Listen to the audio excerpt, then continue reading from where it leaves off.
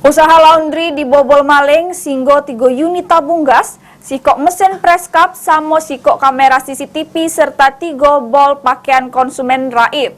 Selaku pemilik, Mario Fitrah datangi SPKT bikin laporan polisi.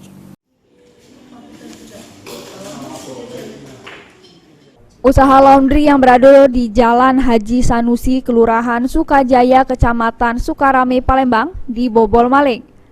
Mario Fitrah selaku pemilik usaha datangi sentra pelayanan kepolisian terpadu atau SPKT Polrestabes Palembang bikin laporan polisi.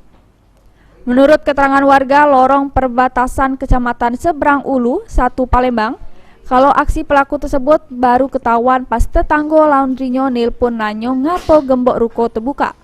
Pas dicek di dalam, laundrynya sudah menjeru keadaan berantakan.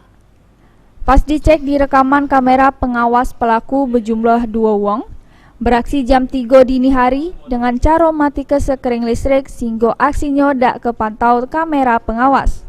Atas kejadian tersebut, 3 tabung gas LPG 3 kg, 1 unit kamera CCTV, 4 bol pakaian punya konsumen sama sikok mesin merek press cup dengan total kerugian lebih kurang 4 juta rupiah. Bobolan ruko tepatnya usaha laundry.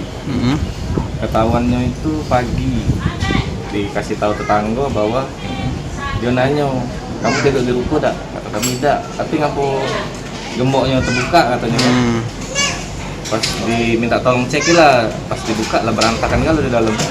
Apa yang hilang itu dalam? Hilangnya tabung gas, CCTV dalam, mesin press untuk cup itu Cukup ya.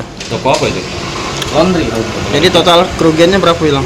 Kurang lebih 3-4 juta.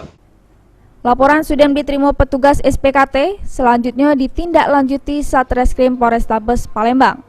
Heru Wahyudi, PAL TV.